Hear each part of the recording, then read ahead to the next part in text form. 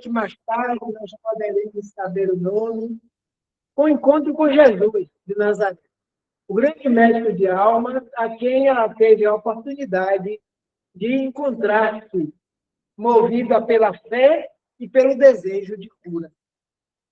É o que todos nós estamos buscando, estamos fazendo. O nosso encontro com Jesus, para que nós possamos curar a nossa condição de espíritos ainda medianos, passando por experiências difíceis e dolorosas, e ele tem um medicamento que se chama Evangelho. E esse Evangelho nos cura quando nós formos capazes de projetar em nós e aplicar no dia a dia, na prática. Então, vejamos aqui o que nos traz as benfeitores dos dias atuais. Ela veio de terra distante, de um local chamado Cesareia de Filipe. Por que ela veio de tão longe para chegar na cidade de Cafarnaum? Porque essa criatura ouviu falar de um mensageiro, de um profeta, de um Messias, que estava de cidade em cidade a pregar sobre o reino de Deus. E nós sabemos que a tarefa de Jesus aqui, enquanto esteve conosco há mais de 20 séculos passados, foi justamente essa: despertar em nós o reino que nós estamos procurando. Felicidade, paz, harmonia, equilíbrio, saúde física, mental e espiritual.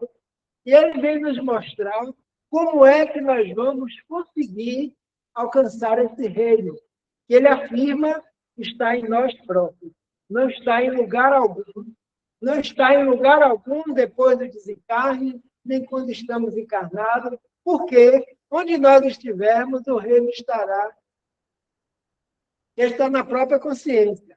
Então, essa criatura, há mais de 12 anos, tem um fluxo sanguíneo com o qual ela convivia e era discriminada pela população, pela comunidade.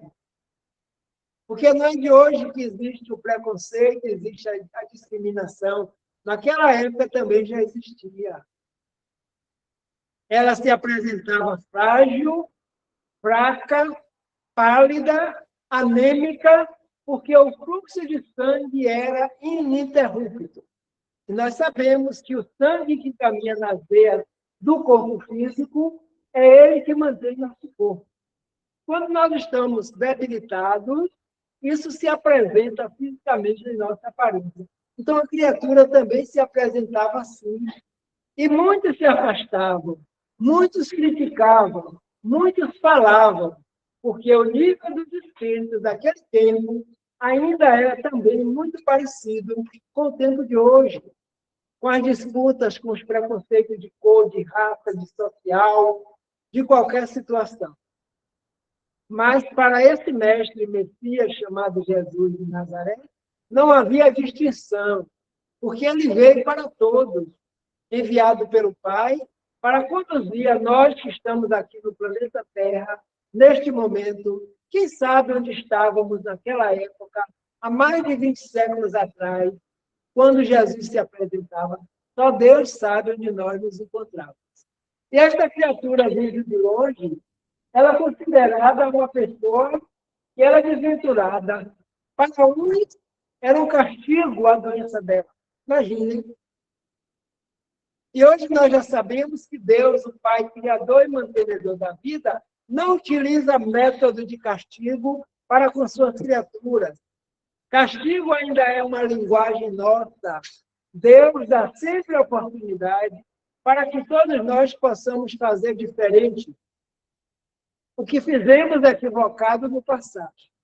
Então, ele nos diz assim: após ter gasto tudo que possuía, ela resolveu buscar a cidade de Cafarnaum, que era uma cidade próspera, era uma cidade que tinha médicos naquela época ainda bem diferente dos dias atuais, mas já tinham aqueles que já tinham condições de fazer bem melhor.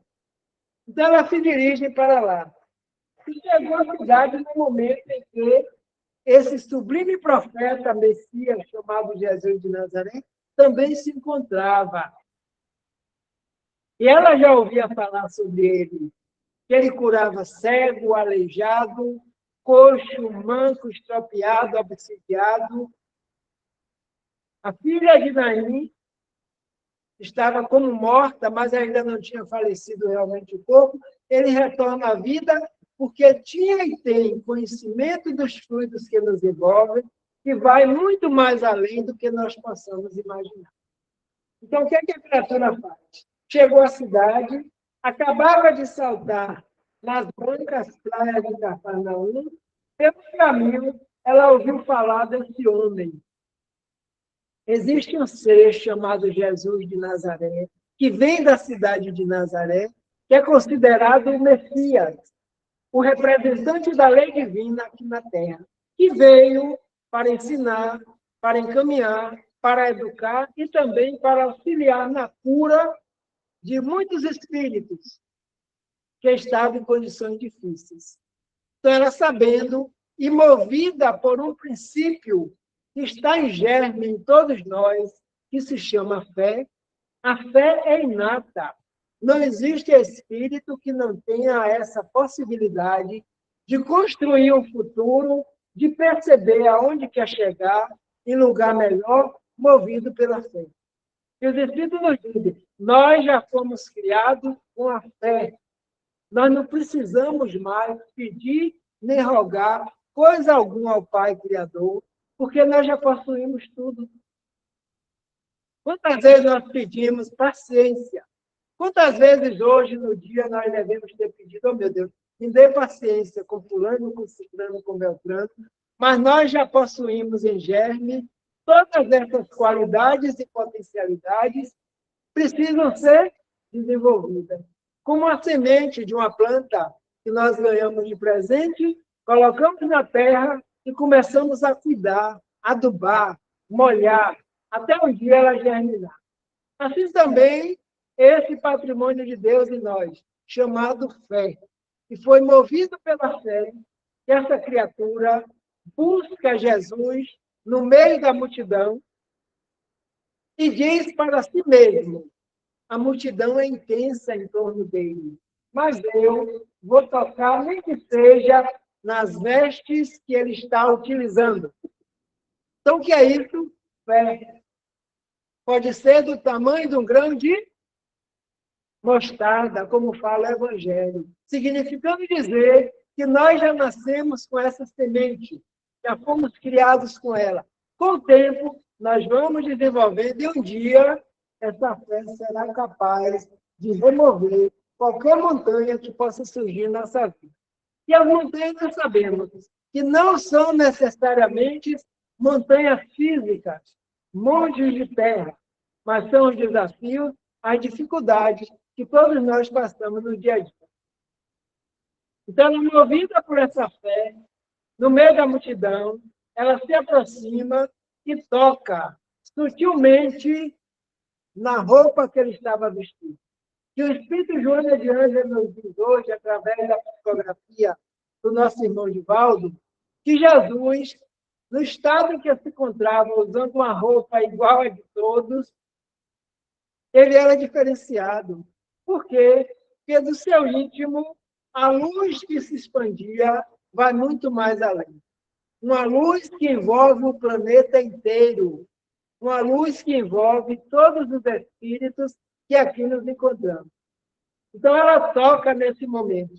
O Evangelho nos conta o seguinte diálogo. Veja bem aqui. O povo se comprime. Todos almejavam chegar mais perto. A mulher tenta se aproximar dele. O coração parece que vai saltar pela boca, como nós costumamos dizer na visão popular. Ela diz, eu vou tocar nele, mas ele vai me perguntar alguma coisa. O que é que eu vou responder? O que é que eu vou dizer para ele? As marcas da problemática que ela trazia era visível. Todos que olhassem para ela sabiam que estava diante de uma mulher doente, fisicamente. Mas ela, com a fé que teve, se aproxima dele, toca na fibra da roupa, e nesse momento ele para no meio da multidão, olha para os discípulos e apóstolos e pergunta, quem me tocou? E um deles diz, mas, mestre, a multidão é intensa em torno do Senhor. E o Senhor pergunta quem lhe tocou? Todos, a multidão nos comprime. Aí ele diz, não, porque foi um toque especial. Por quê? Porque de mim saiu virtudes. E todos ficaram parados naquele momento. E a mulher, chamada de mulher hemorroíça, como é conhecida no Evangelho, levanta a mão timidamente no meio da multidão e diz, sou eu, mestre. Eu que te toquei. Aí ele trava um diálogo interessante. Eu vou fazer questão de ler aqui. Naquele momento, ele parecia sentir uma força extraordinária que se desprendia dele. Todo ele era grandeza. E essa força almejava atingir alguém que estava precisando e necessitando muito naquele instante. Com a pergunta, quem me tocou? Os discípulos disseram, é impossível saber, pois todos nos apertam, nos comprimem no meio da multidão. E ela disse, fui eu. Por que fizeste isso? Porque eu guardava a certeza que, lhe tocando, eu ficaria curada da doença que carrego há muitos anos. E até então, não encontrei nenhum médico que pudesse me curar. Jesus a envolveu em seu olhar e a sossega. Como? Para que ela não ficasse tímida. E ele diz, filha, vá em paz. A fé te salvou. E fica livre desse mal. Conta-nos os evangelistas e os espíritos no dia de hoje que, a partir daquele momento, o sangramento suspendeu. Uma pessoa que já vivia 10, 12 anos com sangramento contínuo, suspende naquele instante. E ela sente que um fluxo de fluidos diferenciados lhe envolveu intimamente, lhe envolveu no perispírito, que é o corpo espiritual, que todos nós utilizamos, encarnados e desencarnados. E, a partir de então, ela ficou livre. E com essa afirmação que ele faz aqui no final, filha, vai em paz, a tua fé te curou. Isso é muito importante. Jesus, no Evangelho, os discípulos, os apóstolos, nós não encontramos em parte alguma do Evangelho Jesus dizendo que curou alguém. Muito pelo contrário. Cada vez que uma pessoa se aproximava dele, lembra do cego de nascença, na estrada de Jericó, quando ele estava passando no meio da multidão, os discípulos tentaram calar o cego. Para quê? Julgando que eles iam incomodar o mestre. Mas ele gritava tão alto que Jesus ouviu e se aproximou dele. E pergunta, o que queres? Ele diz, mestre, eu quero ver. Eu não enxergo, eu não vejo as coisas. Toda vez que alguém buscava ele para se curar, ele fazia uma outra pergunta. Você crê, meu filho, minha filha, que eu possa te curar? E ele dizia, sim, mestre, eu creio. Se tu queres, eu creio. Ele dizia, então veja, mas foi a tua fé que te curou. Assim somos nós, porque Jesus não é mágico. E sem a fé que nós carregamos em nós, nós não transformamos a nossa vida. Quando nós adentramos a esse portal dessa casa ao Consolador, daqui para cá, Jesus continua ali parado, naquele portal, e pergunta, o que vieste fazer aqui, meu filho, minha filha? Você crê que a doutrina que eu estou ensinando pode auxiliar você na sua vida como espírito? E a resposta é pessoal, é individual e é particular. Nós não precisamos alardear aos quatro cantos da cidade, mas no íntimo e na consciência de cada um, nós vamos responder para nós mesmos a pergunta que o mestre está fazendo. Creio. Eu creio, estou fazendo esforço para que isso aconteça. Porque nós precisamos movimentar.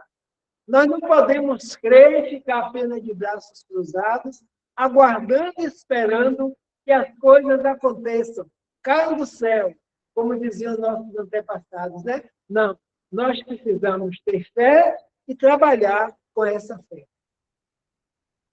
Porque a fé que remove montanha é a fé que cura. E os espíritos amigos, para auxiliar a nós todos, precisam encontrar em nós o querer, a vontade, a permissão, para que eles possam contribuir com a nossa evolução espiritual, porque nos respeitam o nosso livre-arbítrio, ao qual todos nós somos dotados. Quem é mais evoluído tem um livre-arbítrio maior, é consequência, é natural que seja assim. Quem é menos evoluído tem um livre-arbítrio menor. O espírito que tem o maior livre-arbítrio aqui no planeta Terra chama-se Jesus de Nazaré. Porque todos nós estamos sob a assistência dele. Estejamos onde estivermos no planeta, encarnado ou desencarnado, o Pai confiou a ele essa morada chamada planeta Terra. E nós, espíritos, é que estamos em expiações e prova. Não é o planeta Terra. A morada foi criada para abrigar espíritos nessa condição que aqui estamos. Então, quem traz a cura? Ele. Que tipo de cura? Cura espiritual. Como é que nós curamos espiritualmente? Através dos ensinamentos, através do Evangelho, e colocar na prática os ensinamentos que estão sendo passados. Muitos foram curados naquele tempo quando buscavam, mas alguns não foram. Por quê? Porque faltou fé. No caso da mulher heroísta, que cumpriu com a sua missão, vai, consegue a cura, e ele diz, vai, filha, em paz. A tua fé te salvou. Então, qual o objetivo das curas realizadas por Jesus? Ele não curou simplesmente só por curar. Hoje vem a doutrina espírita, Allan Kardec, para nos esclarecer que não existem milagres, porque milagre é algo sobrenatural, como se estivesse derrogando as leis divinas. E não existe derrogação. As coisas acontecem, aconteciam, continuam acontecendo, nós é que não sabíamos como é que elas operavam. Hoje nós vamos aqui a curas operadas por Jesus, testemunho, primeiro, a grandiosidade desse Espírito, que sabia e sabe manipular os fluidos que envolvem o planeta Terra e colocar as coisas nos seus devidos lugares, utilizando com amor, com sabedoria, com verdade e com vontade. Então, nós não sabíamos que era assim. Nós não sabíamos que existe passe, que existia passe a nível espiritual. Quando um passista está diante de um encarnado aplicando um passe, ele está envolvido pela vibração dos espíritos desencarnados que manipulam os fluidos e canalizam para o médium. E quem está recebendo esse fluido precisa crer. E crer é ter fé. Não uma fé que tem hoje e não tem mais amanhã, mas uma fé constante. Porque só assim os espíritos vão poder nos auxiliar e até curar determinadas situações físicas que ocorrem primeiro no perispírito, que é o corpo espiritual que nós estamos vivendo. Quando nós recebemos um passe, ele pode ser através de intermediário, por exemplo, o passista está diante de nós com as mãos estendidas, mas não somente as mãos, a mente ligada ao plano espiritual superior, para que os espíritos possam assessorar o trabalho. Como também podemos receber o passe diretamente, sem precisar de passista intermediário.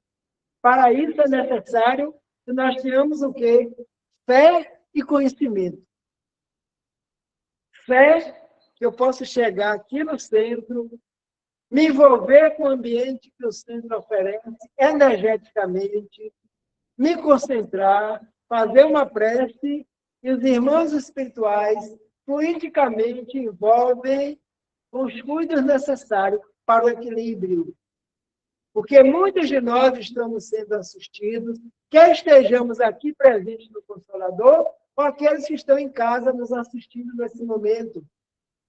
Porque o pensamento é tudo, a forma pouco importa. Quem nos ensina? Os próprios espíritos da codificação.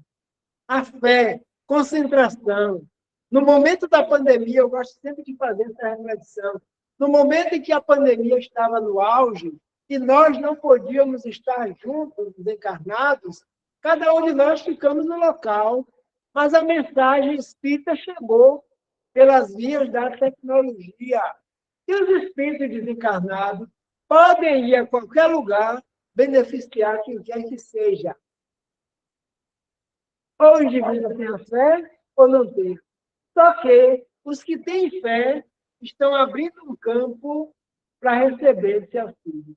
Foi justamente o que aconteceu com essa mulher do Evangelho, chamada mulher morroísta.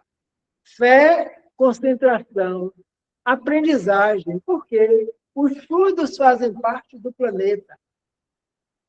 Os espíritos que trabalham na seara de Jesus canalizam os fluidos para os hospitais, para as creches, para os lares, para qualquer instituição. E se o indivíduo está ali, quieto, concentrado, orando, essa prece vai ao espaço e os espíritos detectam que tem alguém pedindo ajuda. E eles se encaminham. A obra espírita, as obras espíritas estão cheias de exemplos como esse. E aí Kardec vem nos orientar. Ele não ser útil e não satisfazer a curiosidade dos indiferentes. Ele veio para cumprir a missão que o Pai lhe confiou. Então, naquele momento, primeiro, por que é que Jesus curava e continua curando? Agora, é preciso que nós percebamos qual é a cura que nós estamos buscando. A principal cura é a cura espiritual. Conhecereis a verdade e a verdade vos libertará.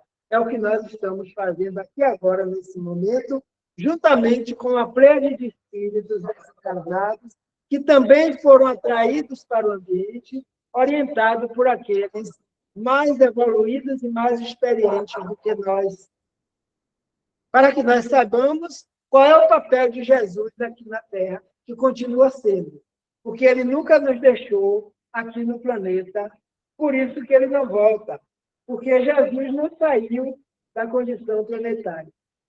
Na mulher que sangrava, Allan Kardec agora, atualmente, nos orientando. É de notar que o efeito não foi provocado por nenhum ato da vontade de Jesus. Interessante, né? Não houve magnetização, nem imposição das mãos. Bastou a irradiação fluídica normal para realizar a cura. Por quê? Porque a mulher desejou, a mulher teve fé. E chegando próximo a ele, tocando na sua roupa, ela recebeu o fluido. E ele sentiu. É quando nós chegamos próximo a alguém, às vezes aquela pessoa está bem, nós sentimos um fluido agradável, não é verdade? E às vezes pode não estar. Nós sentimos também um fluido desagradável de repulsa. A nossa vida é assim, porque todos somos espíritos, cada um no seu nível de aprendizado, cada um com suas experiências. Os desencarnados, quando se aproximam de nós, os benfeitores, nós sentimos um bem-estar maravilhoso. Percebamos o ambiente como se encontra agora nesse momento. Por quê? Porque o objetivo desta casa, desse espaço físico, é estarmos tratando de coisas superiores. Mas a instituição Consolador vai muito mais além do que as quatro paredes. Por isso que pode estar em qualquer lugar. Então, quando nós vamos entendendo e aprendendo, nós não esquecemos que temos o pensamento. O nosso pensamento vai muito mais além do que nós podemos imaginar. Então, a mulher procurada não houve intenção de Jesus, porque foi ela que buscou, foi ela que procurou, movida pela os obsidiados, os coxos, os aleijados. Lembra dos 10 leprosos? Leprosos naquela época, hoje a psoríase, eles eram obrigados a amarrar no pescoço ou na perna um sino que balançasse para chamar a atenção de quem vinha no caminho para sair da frente, sair de perto. E gritavam logo, leprosos, leprosos, e as pessoas se afastavam. Porque eles viviam no vale dos leprosos. Mas vinha um grupo de 10. E Jesus vinha pelo caminho. Todos foram embora, mas Jesus permaneceu. E se aproximaram e pediram, mestre, cura-nos.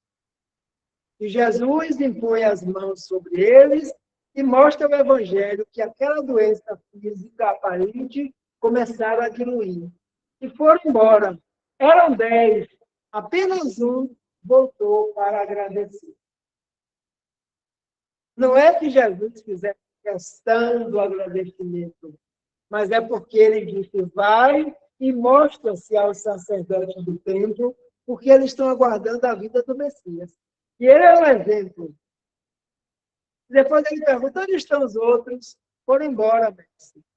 Hoje nós sabemos, através da doutrina, que os outros 9 voltaram a enfermar. Pegar e contrair a mesma doença. Por quê? Porque não houve mudança aqui dentro. Essa cura que Jesus realiza para conosco. Nós somos espíritos milenares, necessitados de esclarecimento, necessitados da evolução espiritual, necessitados de acompanhamento espiritual. É o que nós estamos fazendo quando buscamos o Evangelho de Jesus através da doutrina espírita. Interpretação do texto. Estas palavras, conhecendo em si mesmo a virtude que dele saíra, são significativas. Exprime o movimento fluídico que se operou de Jesus para aquela doente. Ambos experimentaram a ação que acabara de produzir. Que ação? Lei de ação e reação. Ele sentiu que dele saiu fluido. E ela sentiu que nela chegou fluido. Virtudes espirituais. Onde essas virtudes? As virtudes espirituais, todos nós as possuímos e vamos desenvolvendo ao longo dos tempos em cada encarnação. E Jesus já foi criado assim, perfeito? Não. Também foi criado, como nos diz os Espíritos, da mesma forma que nós, simples e ignorantes, mas foi caminhando a tal ponto, desenvolvendo-se espiritualmente, que recebeu a tarefa do Pai de ser o nosso orientador, o nosso modelo e o nosso guia, como diz a questão 625 do Livro dos Espíritos. Kardec pergunta, qual o ser mais evoluído que já teve no solo da Terra? E eles respondem, Jesus, é ele o modelo e o guia da humanidade. Então, nós nos espelhamos em Jesus, é ele que está nos atraindo para que nós nos tornemos espíritos melhores, mais felizes, tenhamos vida plena, como ele fala, eu vim para que todos tenham vida, vida plena e abundante. Não podemos desconhecer que grande parte das enfermidades tem raízes nas ações do espírito. Não se pode marginalizar o fato de que a situação tangia outros âmbitos terapêuticos. Todos nós sabemos que as nossas situações somos nós que geramos. Se não geramos agora nessa existência, com certeza geramos no passado. Porque Deus é justo, a lei é justa, é misericordiosa. E a cada um é dado segundo as suas próprias obras, como diz o Evangelho. Então, não é castigo, é necessidade de mudança íntima. Mas alguns não precisam passar pelo sofrimento nem pela dor. Não tem um ditado que diz que quando o amor não chega primeiro, a dor vem para poder auxiliar a gente. Infelizmente, ainda é assim para a maioria. Mas tem um outro ditado antigo que diz também que quando nós vemos a barba do nosso vizinho arder, a gente já coloca a nossa de molho, que é para não arder. O que significa? Ficamos atentos e vigilantes pelo que alguém está passando, para que a gente não venha passar também. É assim que nós vivemos com o Espírito. E o papel da doutrina, que Jesus promete como o Consolador: se vocês me amam, guardem meus mandamentos. Por quê, mestre? Eu rogarei ao Pai, e ele vos enviará o quê? Um outro Consolador. Olha, um outro Consolador. Para quê? Para que fique com vocês eternamente. Quem? O Espírito de verdade, que o mundo ainda não conhece, mas vocês vão conhecer. No momento próprio, ele vai chegar na Terra. E o mestre retorna para o plano espiritual. 18 séculos depois, os espíritos começam a se manifestar pelo planeta inteiro, em todos os lugares, chamando a atenção e cumprindo essa promessa de Jesus. Qual é o papel desse Consolador? Esclarecimento. E à medida que nós nos esclarecemos, ninguém tira esse esclarecimento. Por isso que fica conosco para sempre, eternamente. O saber fica com o dono, como já diziam os avós antigos do passado, que o saber continua com o dono, quer nós estejamos encarnados ou desencarnados. É por isso a necessidade do estudo, da leitura do Evangelho, que nós atraímos os instrutores, que são nossos amigos, nossos guias espirituais, e nos auxiliam a compreender. E a gente, às vezes, pensa que é mágica, né? Jesus curou a mulher hemorroísta. Jesus multiplicou os pães e os peixes. Por que é que não faz isso hoje em dia? Está fazendo, e muitas vezes nós não estamos percebendo que a humanidade está sob a assistência dele, esse grande mestre e amigo de todo mundo. O que mais? Elucidações do Espírito Emmanuel. Emmanuel é o Espírito que era o mentor de Chico quando Chico estava encarnado, também contribuiu e continua contribuindo muito para que nós possamos entender as lições do Evangelho. Trocaram de posição, né? Chico está no plano espiritual e Emmanuel, segundo nos consta, está encarnado nesse momento aqui no Brasil. Mas ele não perdeu o conhecimento que tem, nem o nível moral que alcançou, assim como nenhum de nós perdemos. Então, ele tem uma obra chamada Via de Luz, no capítulo 157, que Emmanuel nos diz assim: a doença sempre constitui fantasma temível no campo humano, qual se a carne fosse tocada de maldição. Entretanto, podemos afiançar que o número de enfermidades essencialmente orgânicas, sem interferência específica, é positivamente diminuto. Ou seja, nós não adquirimos uma doença no físico sem que essa doença tenha sido gerada pela nossa mente, pelos nossos atos, do passado ou do presente. A maioria das moléstias procede da alma, das profundezas do ser. Então, nós já sabemos, são expiações e são provas. Por quê? Compromissos assumidos, mal feitos, em encarnações passadas, que permitem que os espíritos venham resgatar.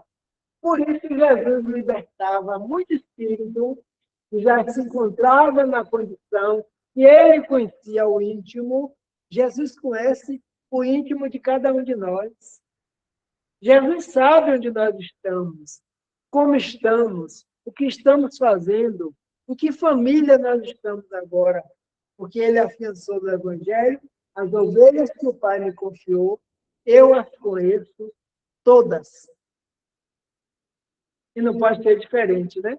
Um espírito que tem ciência de tudo que está ocorrendo no planeta Terra. Não está isento, não, nem está distante. Enganam-se aqueles que acreditam que o nosso planeta está à deriva, e não está. Esse mesmo espírito chamado Emmanuel, que era o mentor de Chico, que agora mudou de posição, que nos fala no livro A Caminho da Luz, psicografado por Chico, que existe uma comunidade de espíritos puros que são dirigentes do nosso planeta, da qual Jesus é um dos membros. Imagine. E esse se escolheu no momento em que solicitava a necessidade de um deles vir à Terra para trazer a lição maior do Evangelho da vez. Ele se prontifica, porque o Pai não escolhe ninguém. São muitos os chamados, e os escolhidos somos nós que nos apresentamos, quando nós já estamos em condições de fazer. Então, Jesus se apresenta e mergulha no corpo, vem trazer a mensagem do Evangelho, cumpre com a sua tarefa, é mal recebido, volta para o plano espiritual através de um momento difícil em que a humanidade vivia, é crucificado como se fosse um marginal, mas a mensagem dele não desapareceu. A prova é que nós estamos aqui há mais de 20 séculos buscando entender o trabalho de Jesus na Terra. E nós continuamos sendo assessorados por ele, o Mestre Divino. Prometeu o Consolador já está conosco há 166 anos, tirando o véu para que nós possamos entender e enxergar o que é que acontece conosco, da humanidade, quais são as consequências. Imagine aqueles que não creem na vida futura, que não creem na encarnação, que não creem no plano espiritual. Como vivem essas criaturas? Vivem cometendo atos desatinados, porque eles não sabem também que existe uma lei natural que se chama lei de ação e reação, que todo mundo aqui conhece. Ou seja, o que eu mando daqui para lá é devolvido para cá. E nós só recebemos aquilo que nós geramos. Se for bom, ótimo. Se for não bom, infelizmente, um momento a gente vai ter que ajustar. Doentes de ontem, doentes de hoje, estão aí com a medicina contribuindo, que é também uma parte divina, e as atividades hoje terapêuticas. Uma pessoa, quando está com a doença no físico, ela busca o tratamento da medicina convencional e busca também o tratamento alternativo, como, por exemplo, o tratamento espírita, o passe, a água purificada, o evangelho, as vibrações, os bons pensamentos que todo mundo pode ter. É um dos melhores medicamentos. E a fé. Hoje já existem experiências em universidades e hospitais de grupos de pessoas que estão com determinada doença iguais. Um grupo tem o auxílio da família, para além dos medicamentos, receber a oração, receber o passe, a água purificada, e outros grupos só recebem o medicamento. E os médicos começaram a perceber que o grupo que recebe mais além estavam se recuperando mais rápido. E eles começaram a ter a consciência que existe realmente algo no corpo físico que vai além da matéria. E esse algo somos nós, espíritos, que modificamos pelo pensamento, pela ação, pela fé, pela oração. Aconteceu com a mulher hemorroíta. Ela disse: eu vou tocar nas roupas dele, eu vou ficar curada. A cura como se operou é o mais importante, que hoje é explicado para nós pela ciência espírita. Depois que Jesus localiza a mulher que fora beneficiada por sua poderosa irradiação magnética e ouvir a sua história, acrescenta como um complemento o auxílio prestado. Filha, a tua fé te salvou. Vai em paz e ser curada deste teu mal.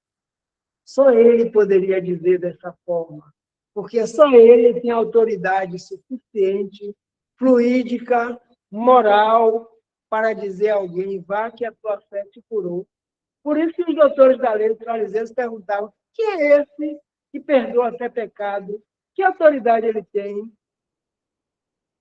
E ele diz, eu sou enviado do Pai para orientar os espíritos que estão no planeta Terra. Cristãos existem diversos, em vários segmentos. A doutrina espírita também é uma doutrina cristã, que algumas pessoas lá fora não sabem.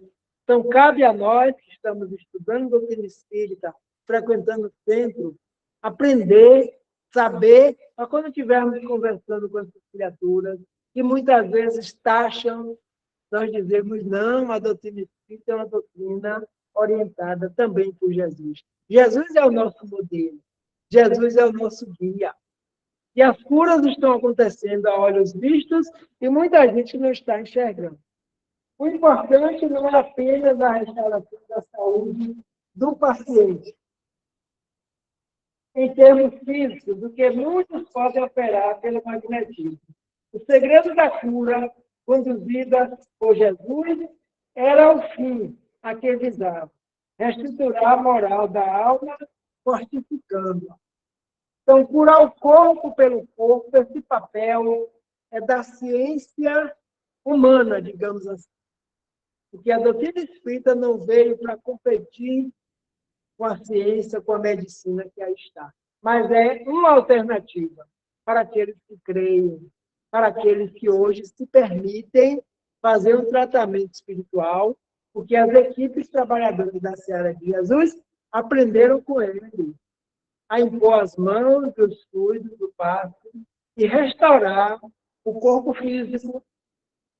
Mas os irmãos nos dizem hoje, visavam a reestruturação moral da alma, fortificando, preparando para os embates da edificação espiritual. Agora, sob novas bases, com a toda a cura espiritual lança raiz sobre a força do amor.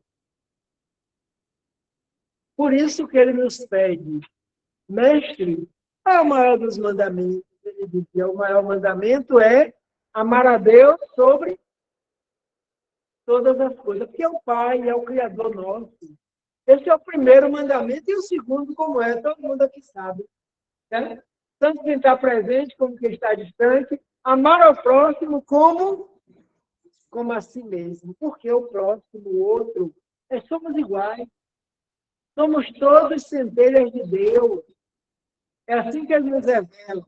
Cada um no estágio evoluindo, cada um utilizando um corpo físico que não é o primeiro e não é o último. Porque nós temos ainda muitas encarnações pela frente para ir nos aprimorando. Então, a cura real já está acontecendo. A mulher hemorroísta, o filho do cidadão endemoniado, né? Que na época era considerado possuído, e ele se aproxima com amor. E Emmanuel conclui aqui dizendo que a cura está nas raízes do amor. E nós não duvidamos, porque o amor cobre a multidão de pecados, já disse o apóstolo. O que preciso fazer para ser feliz? Amar. Ama o próximo, de que maneira? Como se fosse você mesmo. E aí, naquele momento, nós não entendíamos. A humanidade daquela época também não entendia. Os doutores da lei da época também não entenderam quando ele pede o desafio. Ama a Deus, a si e ao próximo. É uma trilogia. E hoje a mentora Joana de Ângeles nos diz que esse grande desafio começa mesmo aqui, nesse plano. Nós nos esforçando para amar a nós próprios. Isso não é orgulho, nem egoísmo, nem vaidade. É estar cuidando de nós.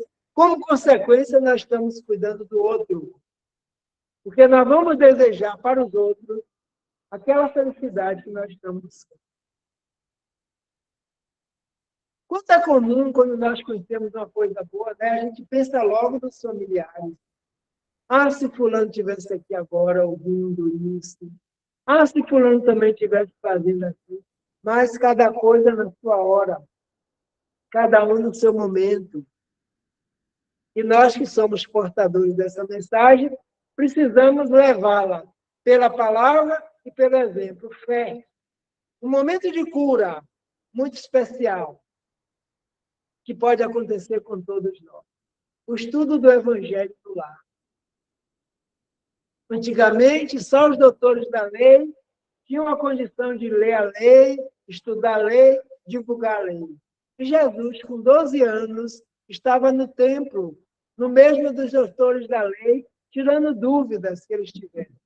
Naquele instante, eles tomaram um grande susto e disseram: hoje, o Espírito de Deus falou conosco através dessa criança. Ele tinha apenas 12 anos.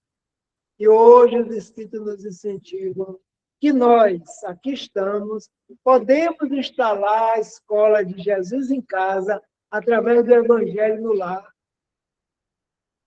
Aquela leitura de 15 a 30 minutos vai nos curar para a eternidade, para a vida toda, porque nós atraímos os médicos espirituais, atraímos os mensageiros de Jesus, que estão ligados a nós, nossos anjos guardiães, guias e protetores, que estão nos aplicando o passe, o fluido, magnetizando a água que nós utilizamos após o Evangelho, após a oração. Tudo isso é um grande hospital, uma grande escola e um grande benefício para todos. A mulher hemorroísta, depois de muito tempo, foi grata a Jesus. Quando ele foi preso, condenado, carregou a cruz. Em determinado momento, ela conseguiu fugir entre os soldados que estavam protegendo o corpo, pegou uma toalha, enxugou o rosto dele. Ela se chamava Sara. Naquele momento passou a se chamar Verônica, que depois ela estendeu para todos e viram o rosto dele todo ensanguentado naquela toalha, como uma gratidão. E ele dizia: ainda hoje lembrarei de ti, minha filha, lembrarei da gratidão que tu teve para comigo. E ela dizia: e eu jamais, mestre, esquecerei de você. Porque a vida do espírito que se encontrou com Jesus se modifica para sempre. Aquele espírito sai daquela localidade e leva essa notícia, esteja aí onde estiver. Porque é assim que ele trabalha. Ele convoca, ele convida, ele toca aqui no íntimo de cada um. E por isso que Joana nos diz que Jesus, quem o conheceu, nunca mais foi o mesmo espírito. Porque é impossível conhecer Jesus, seja convivendo com ele naquela época, ou seja hoje através do Evangelho. Nós vamos fazendo esforço para, a cada momento, a gente modificar a nossa vida. Então, desejo para todos que estão nos ouvindo nesse momento, nos dois planos da vida, encarnados e desencarnados, aqui presentes, no Centro Espírita Consolador, e aqueles que estão nos seus lares. Busquemos Jesus com tranquilidade, com fé e com esperança, que a nossa cura, com certeza, também vai acontecer. Muita paz, agradeço a casa mais uma vez pelo convite e que Jesus nos abençoe.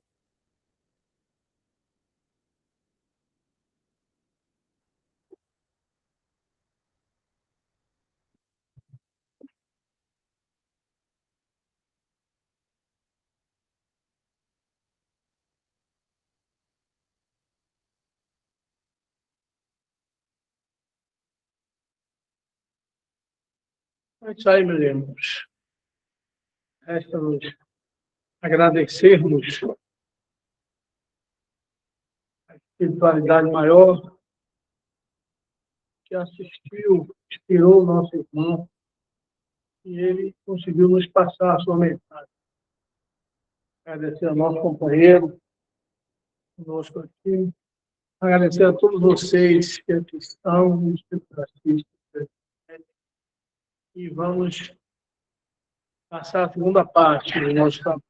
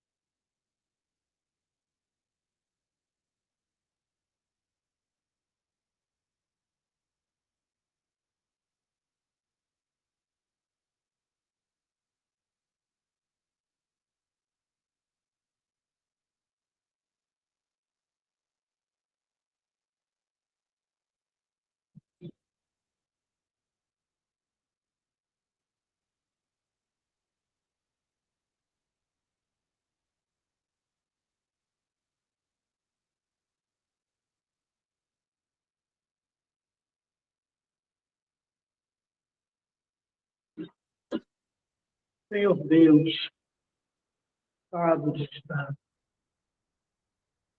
Pai, toda a criação, ponha nos meus lábios e a fé no meu coração. Só de amor nos conduz na vida e que me agradar. Enche os meus olhos de luz e as minhas mãos trabalhem. Dá-me força no caminho para lutar, vencer, transformando todo esse mundo em flores.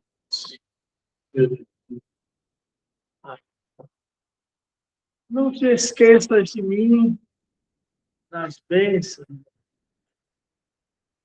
Guarda-nos teu coração de paz, de amor.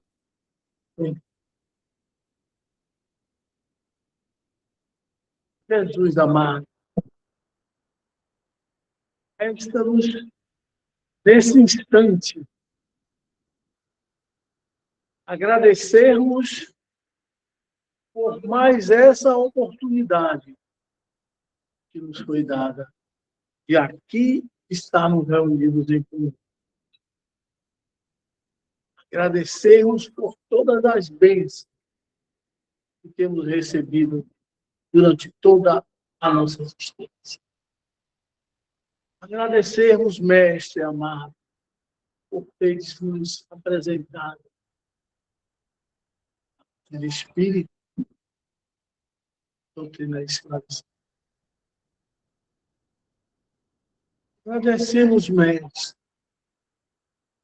pela nossa casa de oração.